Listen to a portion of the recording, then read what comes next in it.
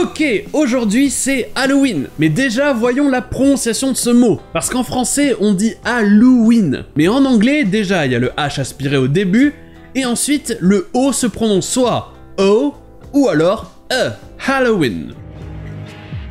You know it ain't Halloween for another few months, kid. Eh bien déjà l'origine exacte de la fête elle-même n'est pas super claire.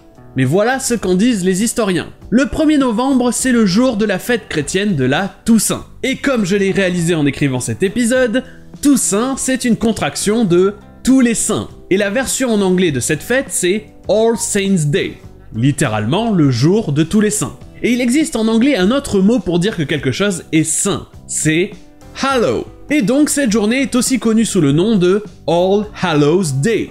Le mot hallow n'existe plus vraiment de nos jours. Ça veut dire sanctifier quelque chose, rendre quelque chose saint. Vous le trouverez principalement dans des contextes religieux, ou alors dans Harry Potter. C'est dans le titre du dernier livre et des 2 derniers films, Harry Potter and the Deathly Hallows, ce qui a été traduit par Harry Potter et les reliques de la mort. Une relique étant un objet saint ou un objet de pouvoir, c'est la bonne traduction. Well, it's the sign of the Deathly Hallows, of course. The what? The what? The Deathly Hallows. Mais avant cette journée de la Toussaint, All Hallows Day, on trouve la veille de la journée de tous les saints. Et la veille en anglais ça se dit Eve. C'est de la même famille que evening, ce qui veut dire le soir ou la soirée. Donc Eve, c'est la soirée avant une certaine journée ou une certaine occasion. La veille, le réveillon. C'est pour ça que vous le trouverez dans Christmas Eve, le réveillon de Noël, ou encore New Year's Eve, le réveillon du Nouvel An. Why are you doing this?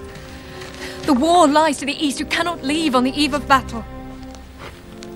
Et il y a longtemps, il existait une fête célébrée par les druides celtiques pour honorer l'esprit des morts qui revenaient visiter leur domicile. Eh bien, les chrétiens auraient changé cette fête pour la faire correspondre avec la veille de la Toussaint, All Hallows Day. Et donc cette fête la veille a simplement été appelée All Hallows Eve. Et au cours des années, All Hallows Eve est devenu Halloween. Ou alors Halloween avec une apostrophe entre les 2 E. Et au lieu d'être une fête vraiment religieuse, c'est devenu la fête que l'on connaît pour faire peur aux enfants. Et donc voilà comment on a eu le mot Halloween. C'est une sorte de contraction et déformation de All Hallows Eve, la veille de la Toussaint. Man, you guys even real cops. You look like the kids on Halloween. I know, right? I know. Et bien sûr, Halloween est toujours accompagné de la tradition appelée trick-or-treating. C'est le terme pour parler des enfants qui vont de maison en maison pour recevoir des bonbons. Ça vient de ce que crient les enfants. Trick or treat, littéralement une farce ou une friandise. Ça viendrait d'une fête qui existait le lendemain de la Toussaint. All Souls Day, le jour de toutes les âmes. Ce jour-là, les gens et les enfants, tous habillés en robe, allaient de maison en maison pour recevoir des soul cakes, des biscuits des âmes. Ça ensuite c'est devenu les bonbons à Halloween et les robes sont devenues les costumes.